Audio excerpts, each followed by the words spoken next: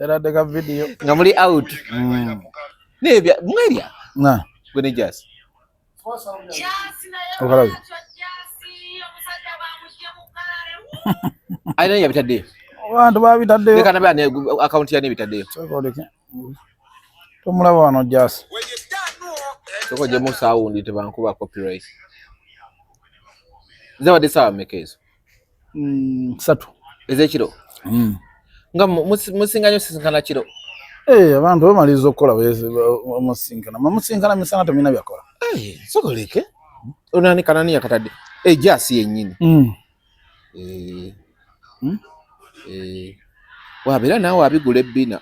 Alinako ku bbina. Ngali nawe. Newo tali nange. Naye gomanyira abo enengeri gyekyusa abantu. Lwaki? Nzo ina akamwenyu kwataddeko wano kootanteerako. Kyokka tubeera ffenna ebiseera. Bakuteerako oli mukazi olina ekikyamu.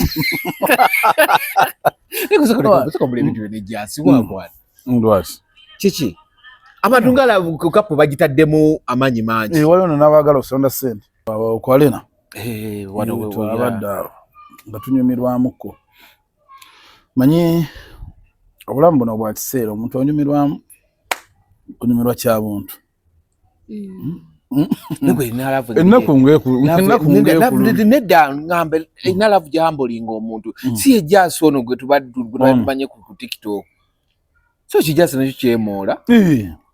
Emoola ina okwemoola muko naye abantu ne video nga muzitiza temwekwate nudes.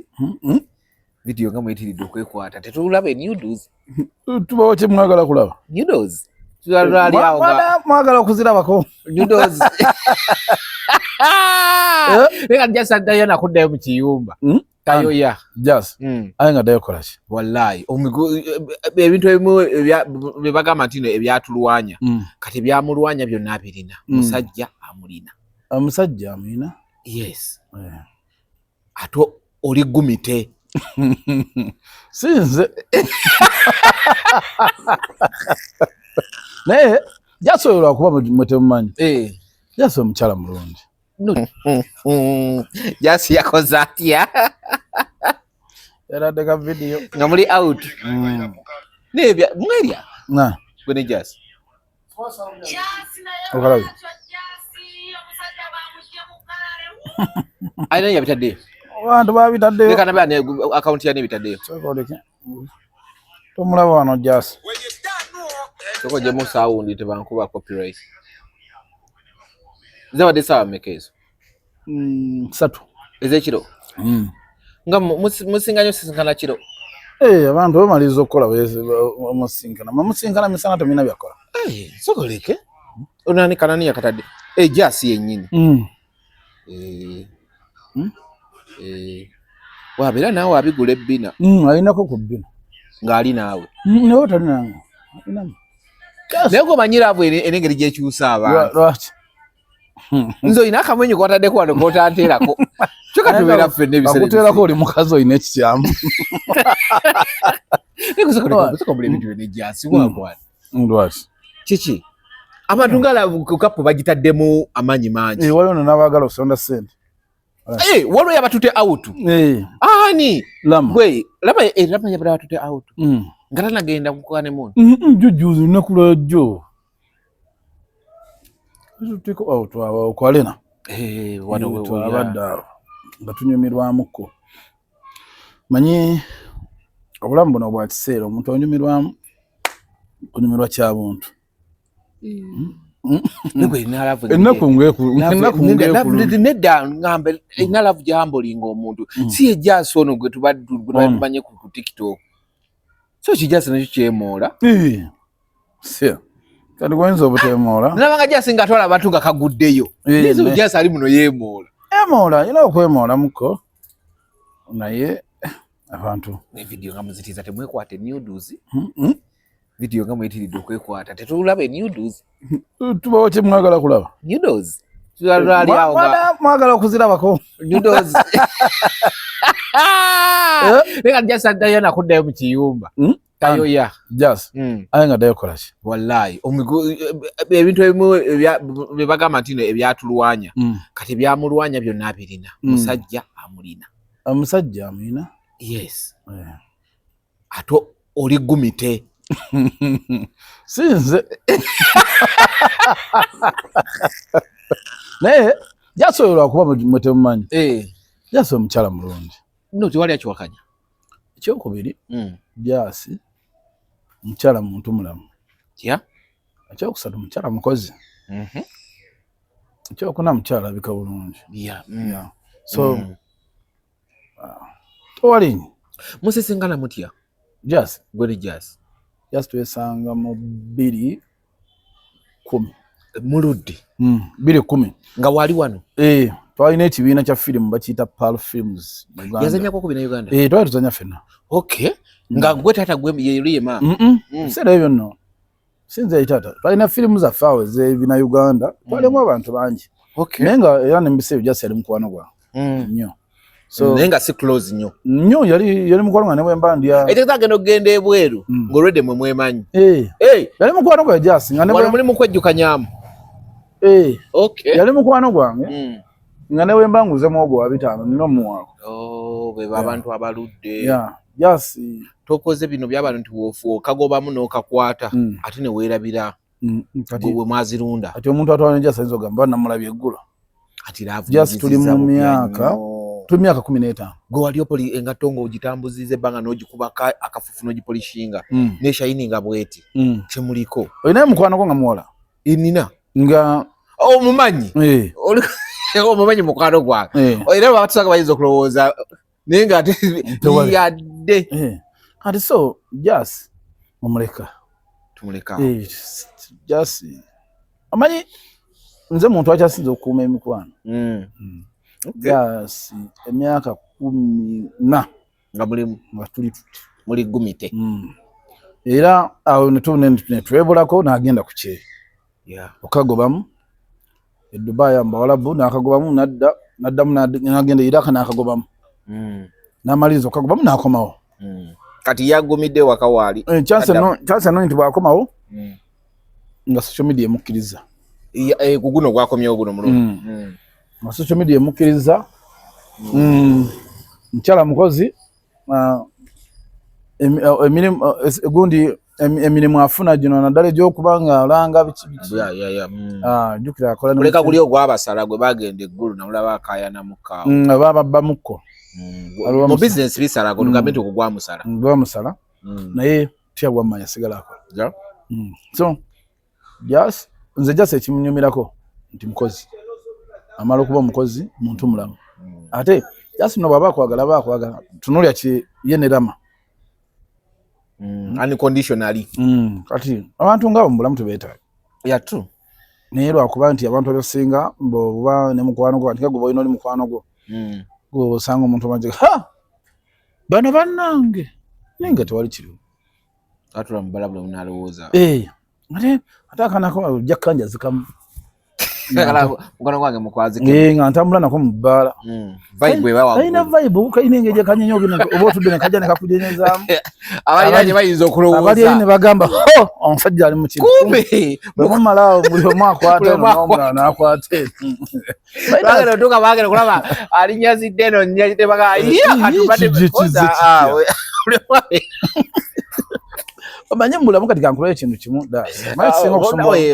ofuna omuntu akuwa emirembe bayiza osobola you outdo yourself wejjayo olina ate bwe wejjayo ebiseera bisinga omuntu aba alowooza waliwo efiri kati ndooza kyekimu naawe ne jasi kati mu bulamu kati ngenda gwa medasi ekintu nti osofuna mukwano gwo naye nga mukwano gwo oyo alina abantu booli nabo bakusingira nga nabo balina stress etya omukubira essimu namuga naye blood oliwa tuyesangako abantu nyumyemu okitegeera kati mulamu abantu be babyetaaga lwakuba nti ennaku zino ebintu byayonooneka oli bwalaba daasi n'omukazi yalowolezaawo nti gwaggwa okitegeera naye nga mulamu waliwo abantu amanyi waliwo yakola statement n'agamba nti buli muntu yeetaagayo mukwano gwe nga Muhammad Nsereko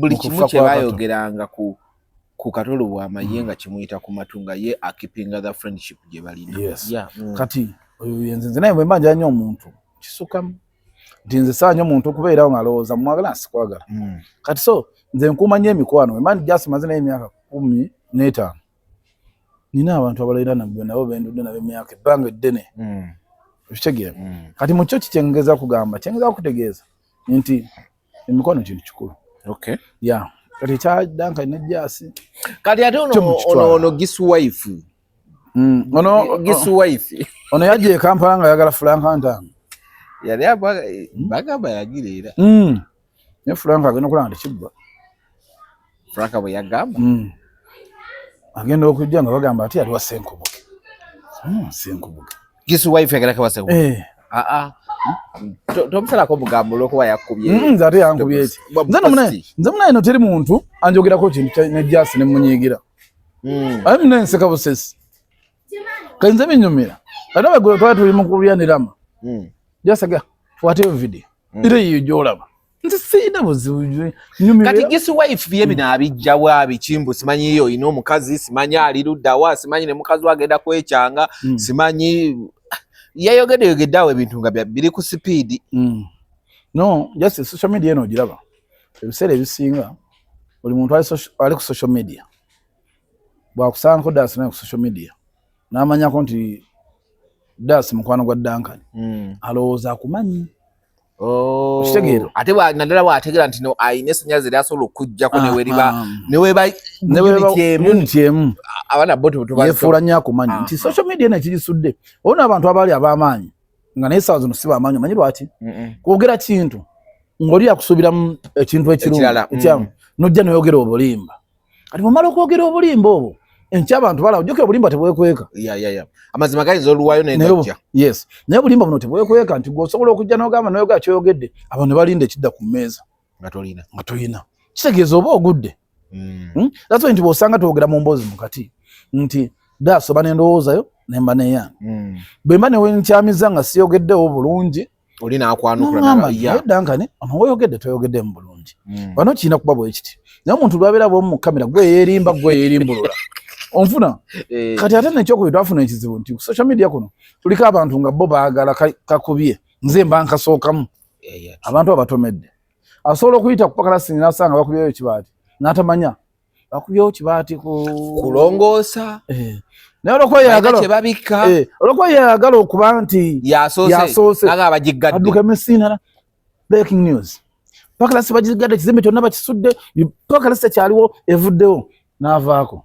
bayogedde nabo bagenda okudda nga Pakalasi yakola nga abantu bali mu kulya mmere tebasobola kuddamu kwesa okitegeera kati mukyo abantu baagala nnyo okufulumya ebintu nga tebiyidde kisinza okusuula ba blogger kisinza okusuula ba TV presenter kulowooza mbu gw'olina osooka ate bo baveeko engeri gye bavuganya nnyo ne social media kati bookya nnyo babaliriza kati omanyi nti abantu bano si basiru betuweereza abamu ne story baba bazimanyi byonna buli kyetukola wali abasobola okukikola okikola naye Katonda gwakuwadde omukisa Dasi nti gw'oli mu kamera mukuba nti oli mu kamera abantu baweereza bakutunawo batemagamba nno ennaku zino gwe tuweereza alabika tategeera ogenda okulaba luli abadde afuna amawulize 10 sigazaawo 3 n'abasatu bagenza ogenda nsigaza omu lwaki nti Dasi osobola obutapapa na nsonga kazwaze yo nagamba sigenda gwe kenyini njagala oginegambye nti Jasi wakwatamu tewakwatamu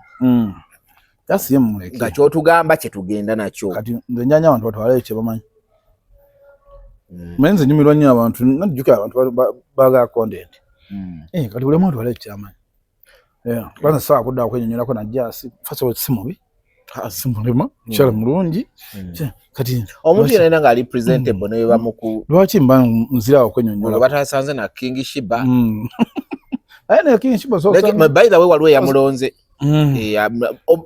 bamukubyeko enfufu agenda ddamu gundi bwe yamuli ataliwo Sami Might family byali byalwali bali be manyi mukujo oyo naye si bwawe ate waliwo Sami yeegaana yakkiriza nteegaana teyakkiriza alya kyaka naye yali atamidde nga tamanyi atajjukire ne guggwa ebintu byensi eno lwakuba nti ife Mukama agira n'atuwa omumwa ntwogera naye ekyamazima abantu mbaleke buli omu anyumire obulamu bwakola ki ate topapa nnyo muntu muwa fulumya kintu kitanajja linda kijje okimanyi nti dasobola ofulumya story emu netugifulumya abantu 10 nga yafulumye tugifulumya 10 naye abawuliriza bano buli omu n'asengeka ate ku mbozi wate tuzifulumya ku nga buli omu yazifulumiza naye tebaziwuliriza ninga zakubye olusa efuluma lwakuna ffe tugikola ku lw'omukaaga efuluma na mande tugikola ku lw'omukaaga naye n'osanga buli muntu agamba tulinze mbozi mukati ejjo tuwa ekituufu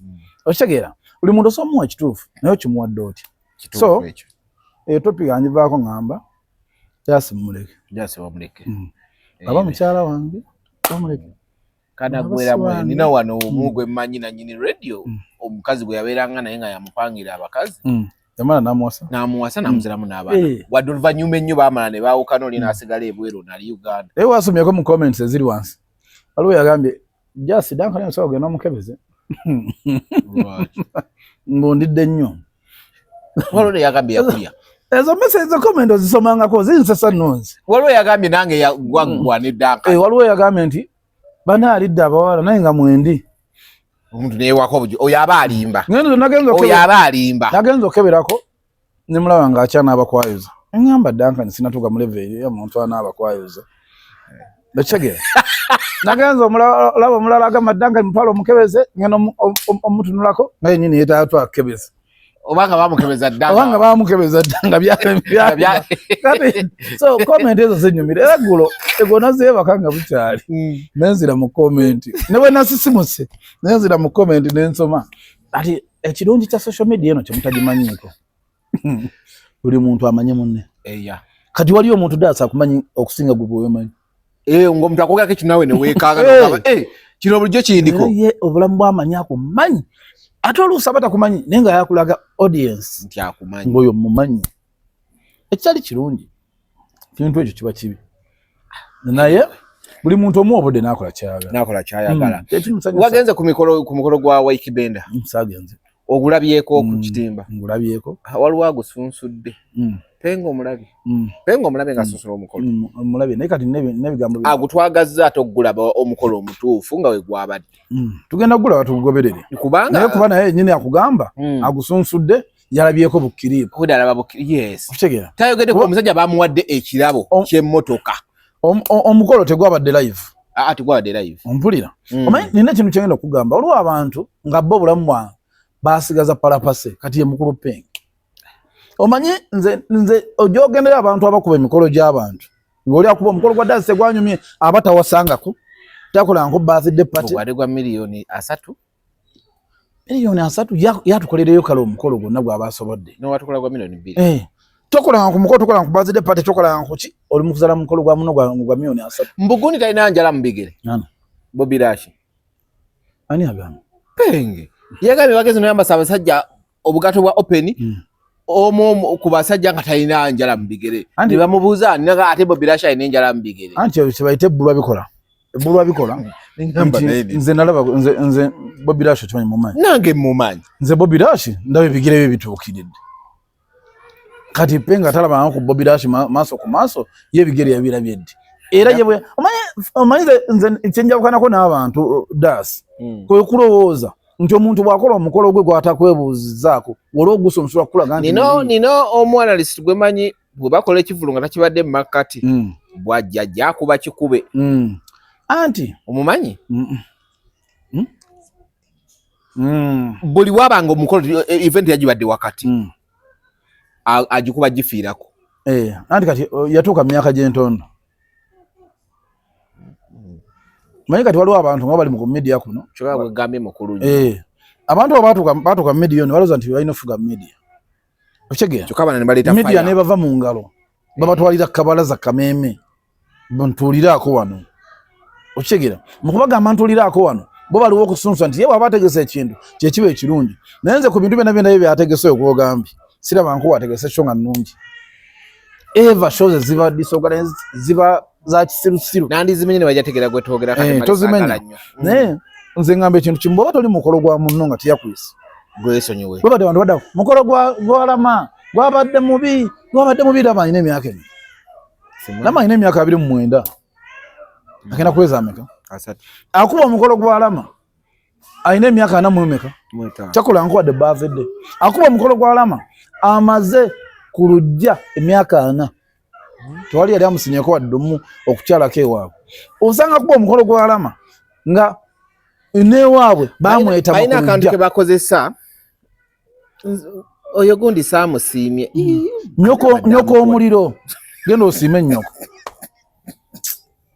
naye gwamanya ebintu byekisirusiru ebibeera ku social media okwo blood nze gundi saamusi era nze bwe babikyogera nti ogundi sinamulabe mu komenti za jazz naye eyo kapo tetwagisiimye wansi nenkigamba nyoko omuliro genda osiime kapo ya nnyoko nekitaawo nsa ebintu byakisiru ebyo naye byakumanyiira bantu bukapo tebagisiimye eyange kyokka mulimu abaana balala baneno kapo twagisiimye mulimu abagisiimye mulimu abatagisiimye wala bagambye gwe ne Just Must Shine bagamba Dark and Just Must Shine omulala najera agamba sigisiimye naye nagenzo kebiraga sigisiimye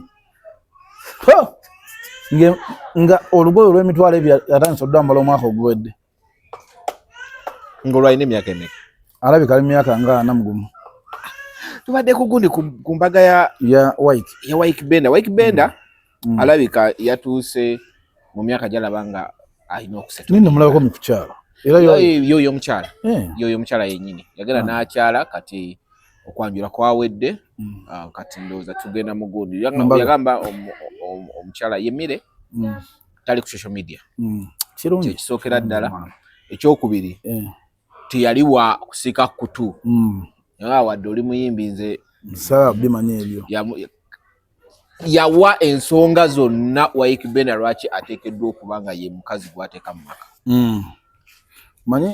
manyi nina ebintu mbigamba nnyo abantu daasola guno omulimu gwe tukola oba ogw'abayimbi waliwo ebintu bibiri omuntu yenna ng'oli ku social media oba ng'oli sirebu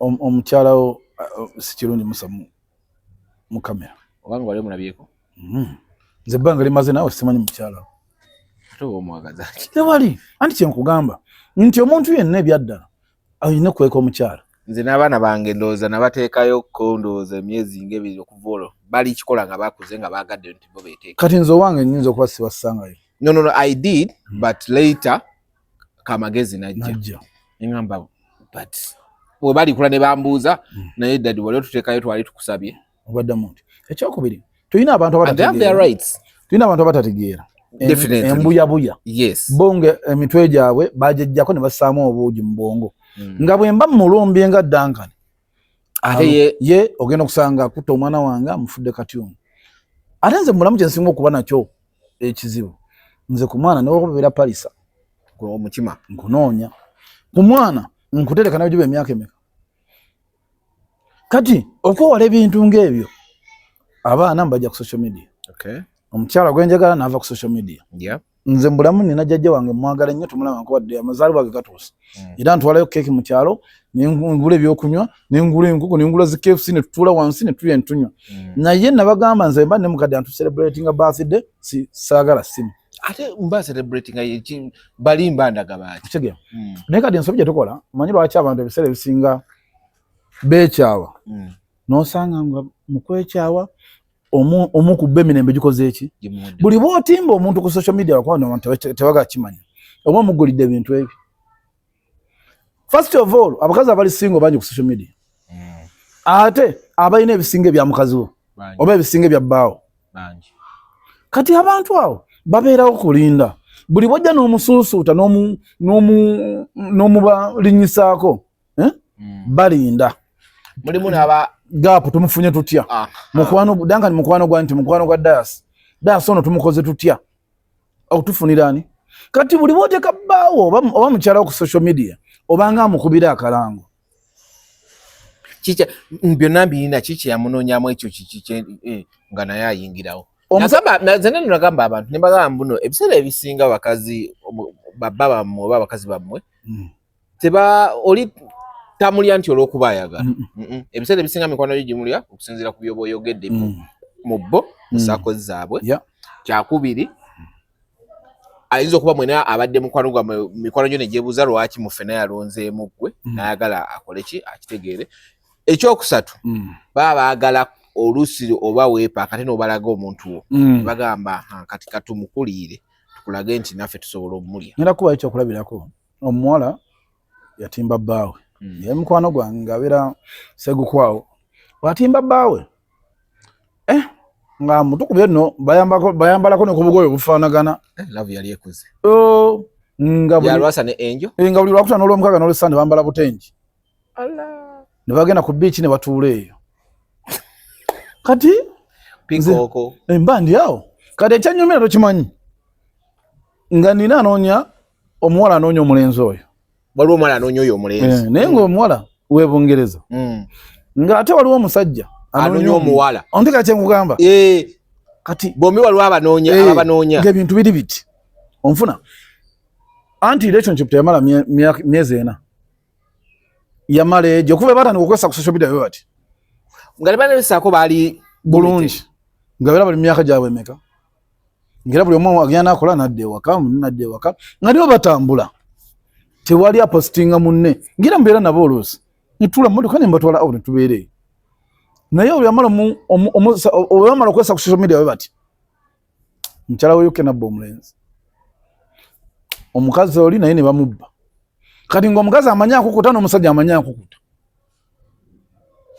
okitegeera bagenda okuwunzika nga bonna bakoze eki batwaliddwa ekinebuza lwaki abantu baba tebanekuba mikolo babeera bati emikolo bwe giggwa batandika okuyombayomba ebiseera ebisinga bakalanga nti mu mikolo wano kiri kyenkugambye nti abantu kalinze kankunyumiza emboozi emu okimanyi nti okuva jasi bwe baga nti danga ne jasi masi shine request zeyongedde ku TikTok bakunoonya request zeyongedde ate z'abakazi siramu ya musajja bali kuli bakebera biri kuli basaba request naye babuza bulijjo ntemuzinsaba tega bulijjo babuza account eno mpya okitegeera kati kyekiti nkugamba nti buli bwa posting omuntu nina ugundi gulu yasooka okupostinga Gesu wife we yasooka okupostinga video eyo omwana yajja na commenting mugundi ya Gesu wife n'agamba bale mumpe ku account ya Duncan ndabeko era najja ngamba ajagazaaki nkulabyeko nno onyuma okulya onteka kyongamba nti buli bwotimba omuntu gweyagala obanga mugabo nti jjukira ebiseera ebisinga nze yinza opostinga mukyala wa mukyala wange oyo nganze Duncan nina wenkoma olusi mu busobozi ninga waliwo atansingako muki nga yamulaba atasobola obuja yengana abayimbi omuyimbi omujja wansi completely olibalo olinawo omutuuzizo olinamugaa katoyo wakutuuziza tasobola kwongerayo agenda kukomyawo naye ng'oli yatali tasobola mukimayo kati be bakyala nti oba abaami b'ennaku zino nti omukyala abeera omusajja n'ateeka miliyoni zezi n'agamba zaayo omukyala oba 10 omukyala abaayo omukyala nyumya agenda okebera kusomya nkuliko ate no bayiga abasajja obukodyo ennaku zino akira mukya n'agamba oyo mukazi zino miliyoni 10 wezinagwirawo nja kuba mulidde kati omukazi abaali waka mulina mu kunyumya muli mbuzi egudde amakerenda agenda okukola miliyoni ku ssimu ng'oli amuteeka message ku WhatsApp sente ozirabye tamukubira tamunyega olumala omubuuza sente ozirabye ng'omusajja abivaako wayitawo ennaku ezi oba 4 ngaddamu amuteerako emiliyoni waliwo omuwala we Wandege yali akola mu boutique gayi nga mukwana ningo yasooka kuba mulaga interest ningo omuwala like sibyaliko kati omuvubuka n'ategeera ono sijja mutegula manchi yakola emugamba esimu yange ekyankalanye mpaka ku namba yo banteereko sente then ogenda zijjayo zimpe kati omuwala already yera inaone kabuki nga onora boutique n'ateeka wundi yakola ne mobile money bamuteerako miliyoni ezo 3 namuga najja namubuuza babu sente zaba sente naka mpako 2.5 gasigaze n'agenda wait ennaku 2 n'agamba bagenda kulaba kuteereko ku sente zigundi ku simu yo bamuteerako ezo 5 mpako 4 emugisigaze omuwala yali aganye mu weekend emu yali awedde bali bamumaze ate baddamu okozesa essimu yo kitekako sente tebasobola nedda nze namukwano gwe yali akola ku leediyo kati mukubanga akola ku leediyo ayepanka abana abayepankapanka kati muyayi wange ave South Africa eyo bw'ave South Africa ajja bw'atuuka agamba naye ekyana ekyo mugamba ekyana ekyo nno kyangu nagamba nzize n'emitwalo gyange egi 3 ejja $1 miliyoni 10 tezinnuma kankulage ku mitwalo 3 actually oba okozesezzaako kitono nnyo 10 nga 3 ku 4 ziba 3 oba okozesezza 3 nagamba muleke tulabe tukati ndumwe tugendayo twatugenze twakyamayo ku radio nga twetwazizaayo muyimbi twalina kyali waffe nga mulenzi tumusanga ne kati nzi ali bloka ne mwanjulira omukazi ne mugamba ono manager wona muyimbi ne twatwagala mu promoting kuyimba biki eso twa ku number nagamba nyimba bazigaberi ndi byajesu ko twaga tusudizemu ngoli ko tusudiyemu ne namba ajimu tuba twakira amadala nga mutedeke namba request chemba manager omusajja amukubira kyali wanamuga bade mutedeko busente bwa kyayo obo bulabi osolengo tuyisangamu balenzi labe neyanziza gumanye request ndakiika eyo tugenda nabaitawe nakwezi namubuza je bale kukala kayimba akawulya mukali kati akayamba sigabe oliwa nawe ndi kale amutereko kyayi nasake eyokubiri kweso basake eyokubiri nabaitawe nakwezi 5 yamutera kezi tanainga na milioni 5 anti nkiro mukazi yakuwa oliotya kasi msaya na kwasi nambuzi oli bulungi ntende bulungi mina mwakazibo na mwakazibo aho wate kameka milioni nga 3 yuga bakamomeka ngomya mutera yasaba akazibo kale ka milioni meka na mutera ko milioni meka ezo 8 anti nkero mukazi yakuba simu ngayagala omwebaza nibamutwala paka wali eri ku Serena musaddakiro kiro nibamugira sasa nagama muliridde ku 8 ne 10 zinabaze teziweze era bambi omusajja olina mwagala ebiri yazikola nazimuwa ngawe yali plans zitizina kuba 10 sasa nedirayo yamukubira essimu ngali South Africa olina amugamba nti jangu South nabi bikolera so abakazi bano buli botimba omukazi wo kyetubaddeko oba ina ebintu byogaziya ng'ovudde mu kutuvuma oba okuvuma abakyala baffe abaana baffe eriyo n'aba atakwagala n'ayite no mu kuvuma nokakati ate oba omutadde so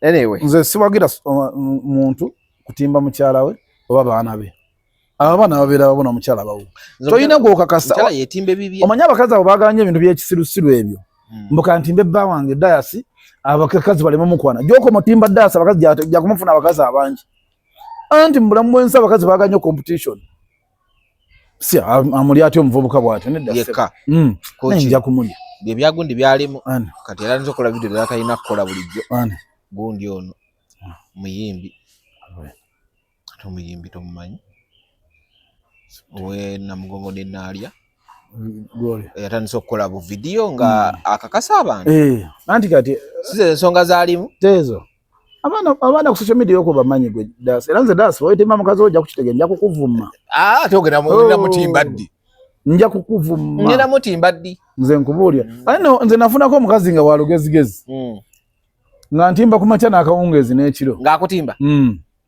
nemugamba kati ekinsanyusa nto kimanyi nga buli bantimba abaana bakye bamukola bamutwalira gososo mufuna oza wa kitalo odanga twamulya dda kanatega yinyini yeyero byobo ajokata bamala bamala omuvuma odanga twamulya dda va ku bawa ffe kadi nga mugamba va ku bawa ffe ayena jeno bakazi bo balabye nemugamba nagamba tontimba siri kutimba ndeka beera bibyo na mbere byange ya muto gwa muluma yanzi yabyeka ojja kubanga kyali wange omulala mukazi yamuga omukazi yagamba nenze wacho ntimba koko ku social media zo goswaza nsajja janyo mukazi wange obenga toli mbere nga social media koye bayira kankuswaza obwenzi bwowe koye tewali tabu kankuteke naga mchala wange omulungi omulabe ko mujje nange mugalale zali sawa 4 ekitune z'okumacha ze amusaye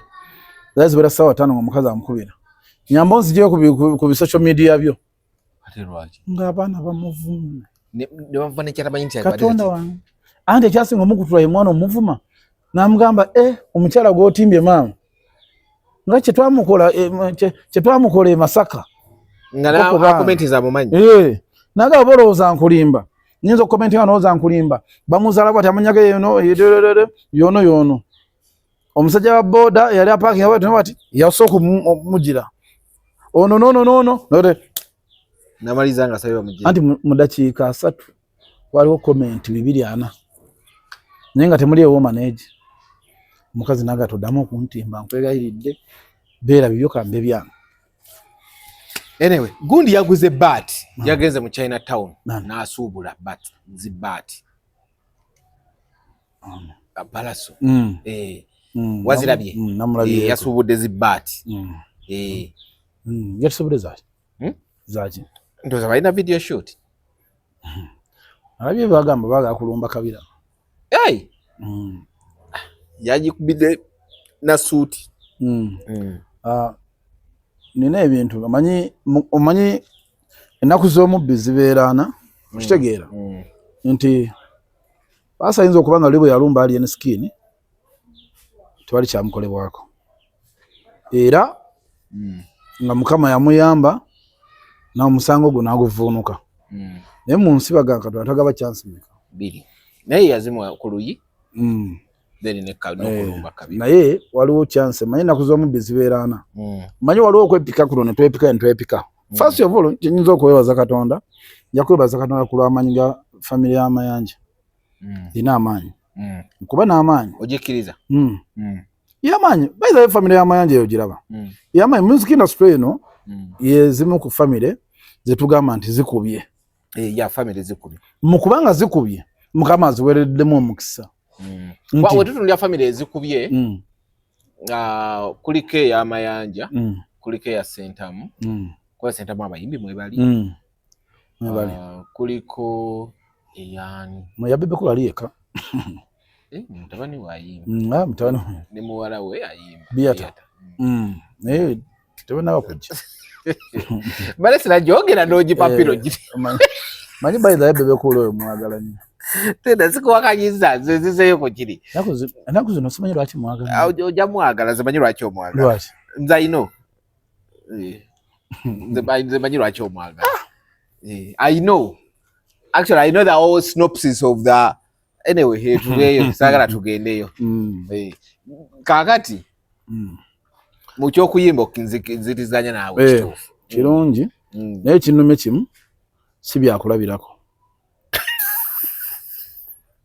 tebalina kyakulabirako kyonna musical babalabirako ani musical oyo mulaba teri muntu agamba mwana nti wana enjagala okule oyimbe nga gundi ye lwaki abazadde tebagala abaana babwe kuyimba n'omuyimbi yennyini omubuuza omwana oyagala tambule mu bigere byo nti njagala akole birala n'omubuuza kati gwe omuyimbi omukyala bw'omugamba nti oyagala omwana w'omuyimbi omwana w'omuwala ayimbe agaanirawo gweomanyi lwaki gweomanyi asoza abakubye wansi awo okutuuka waali kati asoza abakubye wansi awo kapale bakajjamo ku makya misana kiro kyemisana kyaggulu kati abaana abo bwala babonaabona promoter DJ producer okitegeera kati agaana alaba ebyo naga nze nasikale ku mulyango nakugamba leero tojja kuyingira wano ng'olina bimukolera akole ki nomugaa kanku ekiwaya nagamba nedda kuki gwe bagambye sikirinamu ng'olina bimukolera kati owa boda akuvuga okujja ku sho tebakusasudde omaliriza naye omugjeemu kati ogenda okumalirizanga ebyaddala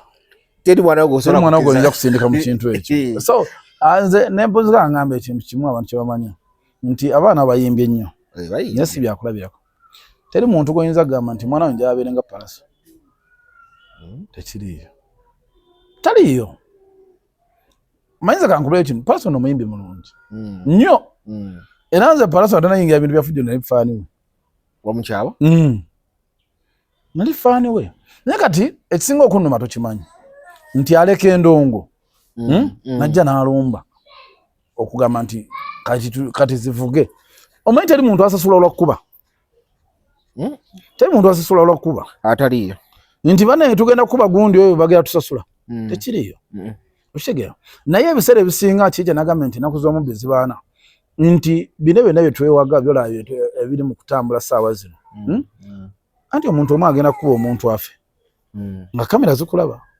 Yuka sawa zino sibye ebyedda nti ebyedda abantu baberanga na kamera. Banga ngumi n'ojulira bulizi nti naye kati kamera zikola. Abadde Katonda n'akuyamba ngumi n'ogirabako ng'oyida ginyumiza abantu. Kati sawa zino mbogenda ko n'obuuza nti mpayo ka video ka Palaso ng'akuba ali nga ayasa ebintu byali skin kajja.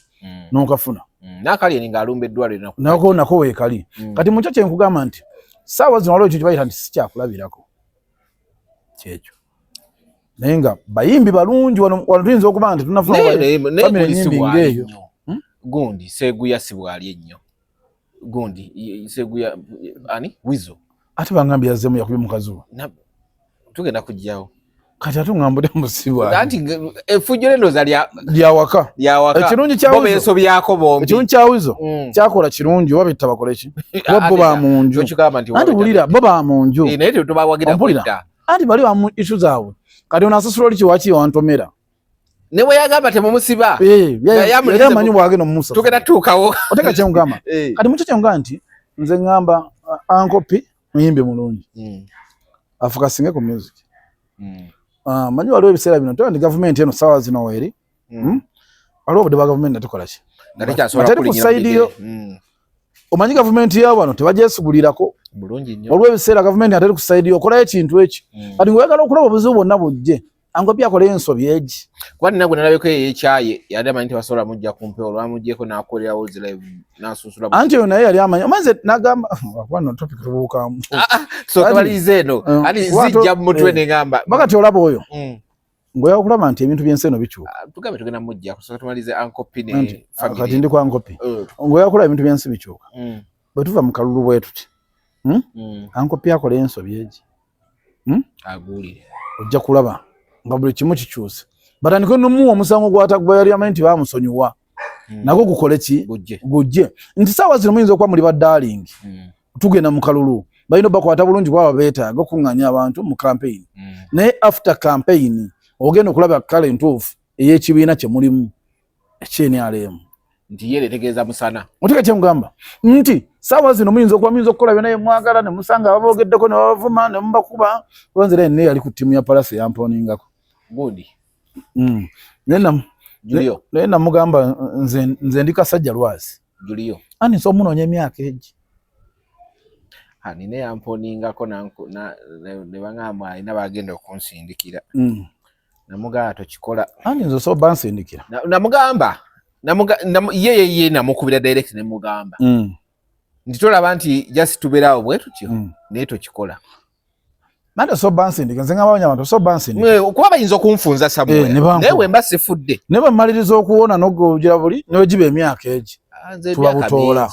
Myaka mingi. Kati mukyonze nange nina phone call gye nsobola okukuba ne mbagamba bannange. Nze ate siri wasi. Tusaleko. Nze nsooka ne mbaleka. Nze nkuleka ne weerabira n'okwerabira. Lwaki mbakuleka weerabire? Nze nkuleka ne weerabira n'okwerabira. Naye ne bakusangako ekyo Gangster life sikuleka. Amagulu gali waggulu gati. So ebintu bya Palaso nze mbagamba ekintu kimu. Gusale njagamba bayaye bonna ne baba alien skin. Yabagamba gusale. Alien ayina walabe statement gye yakoze. Ayina lwa bijagenda ofulumya.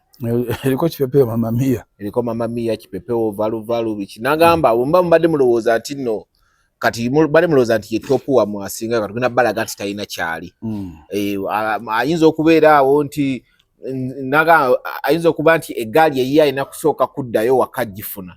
Tuyinza okuteekawo embeera nga n'okuddayo wakatasobola kuddayo gifuna. Kati awo kye kiba kiddako gyali. Ayina ne statement gye yakoze n'agamba mujjuke nalonda ku bbomu. Njitwala mpaka ewange. Tugitwala ndujasa. Kati saa zino mpamaka faino nga nti nonze bbomu njisuulawo. Kati olaba gwe mba mugusala mutunule side zombi kwa bonna bawanda gye bakoma okuwanda side zombi buli omu obusungu buli omu gyayogera obusungu bweyogera kitegeeza side zombi zigenda kwekolako obulabe bwe tunatunulira ku side mutugamba nti kati side y'amayanja yokka biki nga n'oli byayogedde tebiri pleasant eri ono kitegeeza ki nti muba mwekubidde nga temwadivaizinze side zonna.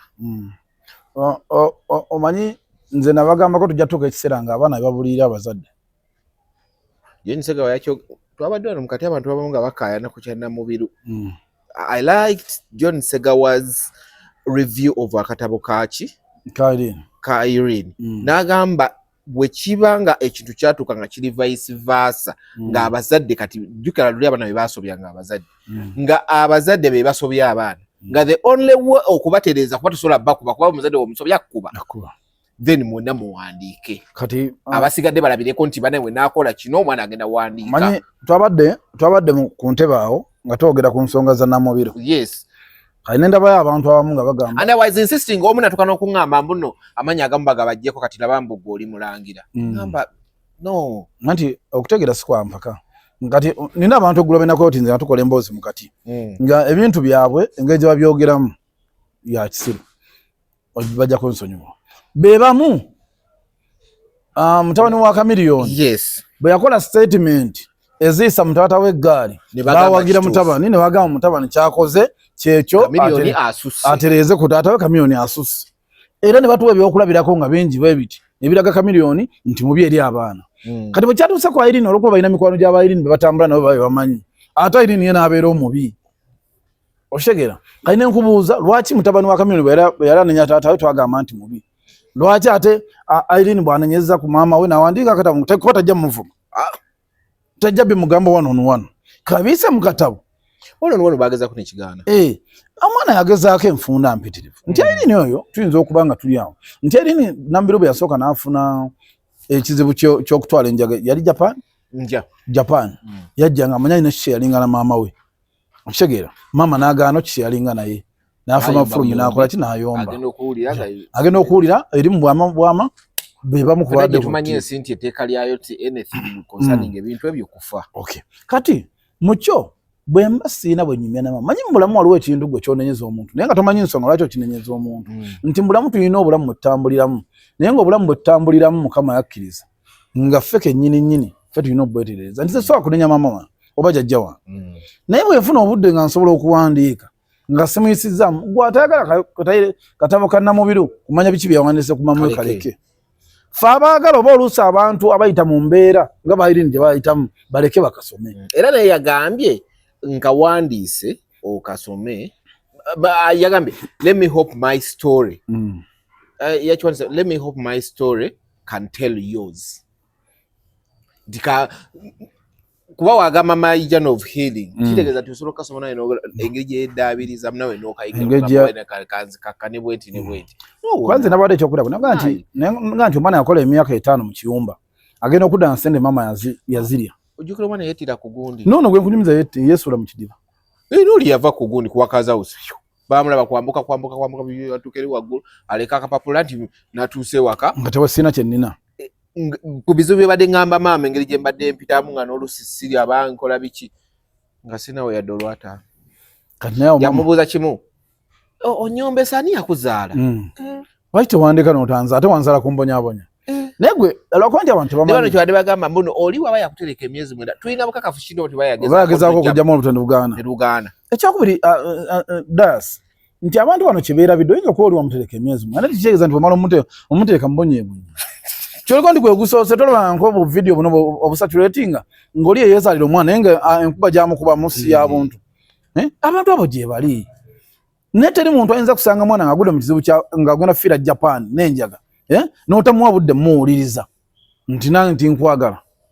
Ebiseera ebisinga tuwuliriza nko pati ebbiri tulemera kuwuliriza pati emu olw'okuba twagala nnyo bali okutuwuliriza n'okutwagala. Nze sinyumya naye bayithayo sinyumya Irene. Era ne luno nalaba bulabi nga bandeetedde invitation nga ssebo tuba tukwetaaga oba eyo konse nja kubaayo naye nze kye ŋŋamba nti abantu balina ebizibu daasi abaana ab'obuwala balina ebizibu ne bazadde baabwe gwe oyakumanya ebizibu ebiri mu baana ab'obuwala buuza abaana b'omu biyumba abo n'abalenzi osanga omwana w'omu kiyumba akolera emitwalo gye 9 oba akakadde kamu n'akefiiriza n'agamba nti maama jjako 2 ekinana mukinterekere. Tubula bolingo omusanga agamba nze yali mukono gwange yafuuka muganda wagwe yafuuka familia oli nako gamba familia wagikyawa abantu bakyaye familia zaabwe daasi. So kati mwera nye badengezako kulaga wano kibadde ku lutalo luno lwe tujjamu olutalo lulatera okusukka ebigambo kunze kundaba yagenda bamu binaatera olutalo lunaatera okusukka ebigambo tutandika okulaba abantu nga bakunkumuka kuko twalabye Punisher kye baamukoze kati Punisher baba bamukubye bwe batyo just imagine kati ate fango ni wesanga omuntu yenna nga ali related ku bana abesaidi eno kyeki n'abaawo kinasembeyo okuwulira ku fango ye omukulu wa fango yagamba yetalina kimukubisa faani nakiwulidde yagete era faani ne bamusanga oba oyo nga si oli yamulumba tamwinako buzibu kitegeera ye olulwe n'oli bano abalala jasi bayingira mu buyingizi naye nga bwe nakujjukiza luli twatuka nagamba nti Ghetto yafuuka project ekyo nkigamba nnyo Ghetto wefuuka project that's why tuli obadde owulira Namyalo ng'asika omugwa n'omukyano omwami wamitani Emma ye yayise Nesta Vicky Gaza ne Mudra era nakibuuziza Mudra ne mugamba bino byatandika ddi okubanga mugenda muweze woofiisi ennene ne mutandika okutula nabo ku mmeeza kuki nagamba ati answer yabadde nagamba kakati baaga tuteekewo emirembe biki ne mugamba Nesta kigenda nnyo ddiibu ayita ina kigenda nnyo ddiibu kati nenkirekawo bwentyo kankikuddizeemu katono nti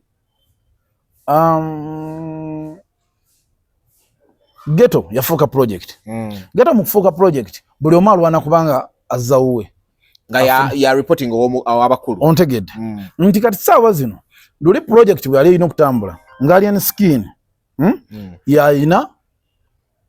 yayina abaana ba Ghetto abaki ate abali gumite okitegeera kati jjukira Alien Skin nasooka n'agenda okukola ki okubayingiramu kati ne bagamba tukoze tutya oshegera ne bagaka tusooka tujje bano ba Scorpion ajjeyo n'abaana abalala tukole eggaali wansi era wabalaba nnyo mu Scorpion kasava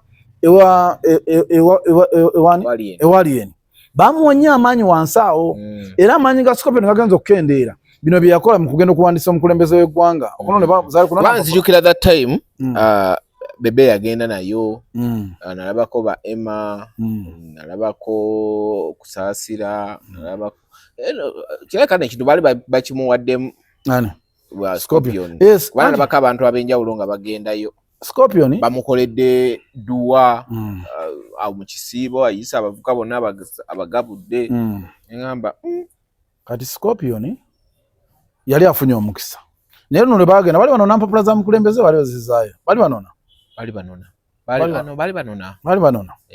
kati awo kyokka kye bakola okutambula nga bakuba abantu mukulu ate ne bakiddamu ne wano ku era omukulembeze yali mu bitundu byeno gaba nawe ne bakiddamu awo omulimu ne gukola ki ne gufa okitegeera kati omulimu bwe gufa jjukira alina abantu gya reporting ne balaba nga omulimu gukoze eki gufa bwe gumala okufa nga takyalina kiddako ne bagaa tukoze tutya ndi kati kye tuba tukola bwe tugatta Kamiri nakkirira wansi eyo tusobola okuddamu tuyoola ki Ghetto kuba emabega awo Alien abadde abalaga nti jjukira nti ennaku ezo Alien abadde alina abaana abava mu Ghetto ne bajja ewuwe okubaako kye bafuna ekiteeka nga kyonna tekibawulikira buki bulungi kati Kamiri nzisigenda mu munenya wansi eno gyali bali mu project ey'akasente ketugenda okuba nako Kamiri diro yali awerekeddeko omuntu agenda okuwandiisa ku LC3 banga bino tabikola namwerekerako mu Ghetto n'amaana amwerekerako okuzaayo empapula wali okirabyewo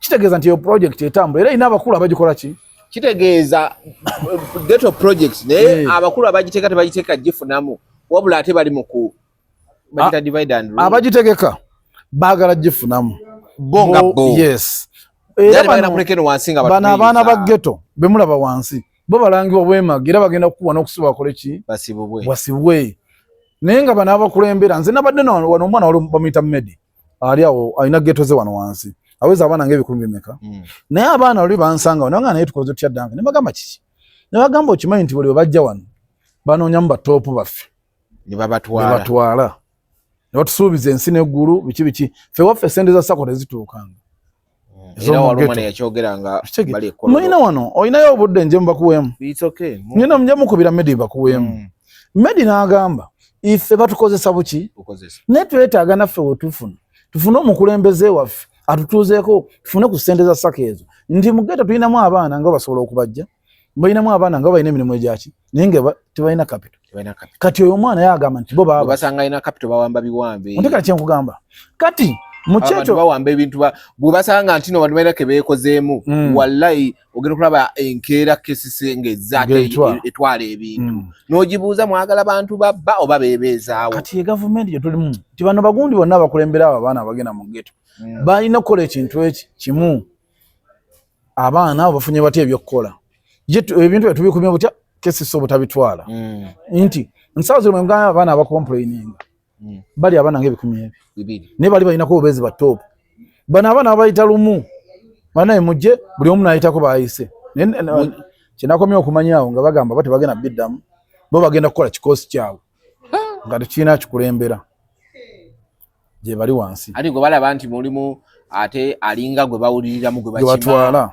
okitegeera kati kye kisumbuwa ono Owokabira nti Owokabira yagaana okukwatagana n'abaliwa n'abakulu abatwala bano ba Scorpion niye n'agaana okutambula nabo n'agamba nti nsigadde eno kyokka era bwe yasigala gy'asigadde bagenda okulaba nga omusajja era asigadde waaki w'amaanyi nga bw'ayita abaana ba ghetto abaako n'abaana bakola ki bw'ayita mu kibuga abaana bamugoberera bw'agenda ku show era adda n'abaana kati saawa zino ebintu bino byonna Kalube Kanaggwa ddala sojja kunamubiraba ate bwe Kanaggwa ogenda kulaba basibye anti kyekugamba nti bwe Kanaggwa tegenda kunamubiraba naye bagenda okubanga balese emabega ekisooka before wano wenyini nga Kalube Kanaggwa abagenda okugwa bangi nga kawedde abagenda okugwa bangi abagenda okubanga obusungu nga bubaliko ng'omwana ayinza n'okukusanga naga mu mulimbera batukozesa ffe nabo bangi ate olunaggwa bali tebagenda kuddamu kunyega badde balwana wano nga beesikanze ninotwala eno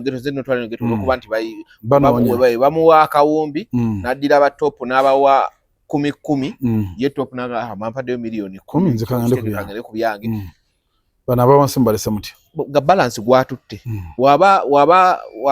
wayononako 10 ku biliyoni tewali jjukira nti gyeto bagamba erimu ku biliyoni ziri mu 10 oba ntono zoyogera ntono bwe ziba ntono kati zonga nti ekitono nnyo biliyoni 10 naye oyinza okusanga mu ssako y'abaana ba ghetto wadde 10 naye nze kyeŋŋamba ekintu kimu nti ssaawa zino lwaki onsoose nenkuyisa mu bintu ebyo nti ssaawa zino lwaki ebiseera ebisinga nyinza ogamba bagadankani oyinza okubayagalanya aliyeni naye si kwagala aliyeni ku kino ekintu jawo kitune mu ntunula ya mirundi 2 dayasi nti ssaawa zino bw'oba ogeraganya Kamiyona omugeraganya na Bobi Wine ne Bebe Cool okimanyi nti abasajja abo baava mu ntalo okimanyi nti omanyi lwaki weŋŋambira I always hear Bobi Wine asobola okumandinga bana nagana namwe mutandike effujjo naye ate bagamba ceasefire mukireke fuyesugwe si kye tuliko kye tugoba kiri wali waggulu mubaleke bakole bye baagala oli ne bwamugamba biki ate yakitandikira ku Bebe Cool awo yamusojjera agamba si kye tuli kukyawa kyembadde nkugamba nti abantu abo basatu obalaba ssaawa zino Bobi Wine ali ku bintu bya ggwanga Bebe Cool ali ku alubamu ye music we nagundi eri gyakola gundi y'amayinja alina ne construction okitegeera kati ye byakola ki byalimu bwe bakubuuza nti Kamira yakola ki mbayomba n'aliye alinawo akayimba akapya ate kalewa tekakoze sikamanyi nsinza okugamba Tamale Junior yatugamba embuno ku CPS Chameleone bamukolera kabade eyiye ey'emisango akanako nze kyesijja kwogerako kati ekyemisango kyanyumidde nakirabe ani yagimulambuza ne Jacob yagambye mbu omuntu asinga reference nnyingi Chameleone ku poliisi sigwe bakyaliyako nebamukokona ku yamugamba tujja kufukira Vampino yagamba omusajja yamufukira kasuku oba yali kasuku Vampino bamufukira kati nze mukyo kyeŋŋamba nti ebyo byonna biri awo nakuba nti Chameleone era kati omuntu amwogerako omutya ayinza okusanga nakukyalirako naye ebyo byonna tebigaana muntu ebyo byonna tebigaana kwogera ku kintu lwakuba nowona naye kulekera memoryo y'okufuka mukamu Vampino yagamba bamufukira nze mulumako akasolo nga tebakutte n'okamuluma ate abagenda fuka si mukamu nkaluma bagamba alina tageti nga nze njasamya ate gwoye bwe yasamya mukamu ono byebyo naye nze ngamba ekintu kimu Chameleone gusale Alien Skin naawe gusale Palaso gwe sigala nga bw'oli gwe togusala genda mu maaso yo muwaddeyo anti yakyalimu abavubuka ate Wamadi yadda ku Wizo bade nagamba Wizo atayinza okuba kyali mukavuko amanyiro ati ngamba gundi agusale Kamiri ndisawa zino Kamiri wa kwebuuzibwako oshegera ekyokubiri nti Kamiri wali ayina ebintu bingi ebimutwala ayina divorce y'omukazi akyalina ebintu nyumba ye yese ko omukazi agitwala kati ayina ebintu bingi ebiri ku mutwe gwe ne ku mutima gwe asooka akole ki ne kati Pallaso yita ayina kyafiirwa Pallaso alinga bano baana basula mu mizigo nti omuzigo bwongoba nga nfuna omuzigo omulala nze togenda kunkaluubiriza that's why ngambe nti Pallaso amago sigala ng'okola togusala gwegenda maaso kuma mukumi oshegera lwansonga naye okuyimba yakuvaako yadda ku bigambo Pallaso okuyimba yakuvaako Senga Acid amawulire yagajjeewo agalwa aga Wizo nange soko nyinyomnyolemu ebintu nabadde ndi awo nga ndaba mawulire breaking news era nabadde njabibuuza gwe kuba gootera okusooka tonagafunako ngezezaako ogalo naye poliisi wagirabyeko ewa Wizo wagirabyeko ka video kalabyeko naye ndikyakasaaka jjeeyo nga ndaba poliisi eri wa Wizo nga bagamba ibanga embu poliisi yasazeeko omukazi asigaddeko mimwa gyokka balinga akatungulu bo bamukubye n'amyuka naye nga tunaba amawulire ago tusooke tugalinde tugafune naye tusologera n'agasenga Acid tusooka tuyisa mwago waba yamukubidde eki Senga Acid oyo asala nnyo omugambo ayinza agenda nnyo ku bintu bya Senga Acid oyinza okwokya manyi yasala ekigambo omu kwasinga okusala ekigambo naye kati osooka n'ogaleka ne tulaba bwebinaggwe kubanga mwana waba yamufudde ettungulu olwedde eriwadde ettungulu olwedde abadde kati yafuuse eki naye omukazi oyo naye noba ate nze mbadde nze nekyenteesa ku bantu ababiri ono omwana addeyo e Rwanda mukyala ono asigale mu naye ekitali ekyo anti guno omwaka tetusobola gumalako naye guno guweddeko tetusobola gumalako nga tebekubye nga tebeyuzizza mu ngoba omutaseolowooza yali abala kumutta era Katonda yazza bibye kati bwebagamba ono yamukubye yamulekedde mimu kitegeeza yakubye kutta kati so omuba omaddeyo e Rwanda onasigale wano oli addeyo agambye Mukama nkyaganoonya nno tugenda gafuna ninaagwe nadde kubiddeko nangamba mpaamu eddakiika 3 ate bwe tugeredde ku mpewo nangamba kisobola okuba nga kituna empaamu eddakiika 3 male wano okutunula kati sooka oganoonya tugenda gakola tugenda gakola jasi wanajja okukyalirako abadde nnoonya jasi ogenda mulala actually nnoonya abantu babiri nnoonya Mimi Kampala nnoonya ne jasi Mimi Kampala ne jasi Mimi Kampala baŋŋambye ku Mande mulina manyi Mudra bayitiridde omubbako abayimbi naye yamulese naye yagenze nabba yamubye kwana ku TCM bana ba gundi Katero bba omuyimbi wagwe babadde nawe badumanya kakawala kalina tatuwa nene yakabye kati ate kali uwe kati kayimbi ke kati yakabye kakozesa kuyimba nga naye bali bamubbako abayimbi gundi amubbako naye nga badde amukozesa ani oli omuyimbi we ani omuyimbi we bwe bamubbako bakamubbako abayimbi bameka babiri ani nani William Mami ne Avapeace kati omu yali amukozesa oyina amutwala era yagambye amumisinga kati gwe omisinga omuntu gwe batokozesa yagambye amumisinga basharinga ebintu bingi naye speed gye bamumutwalako yali nene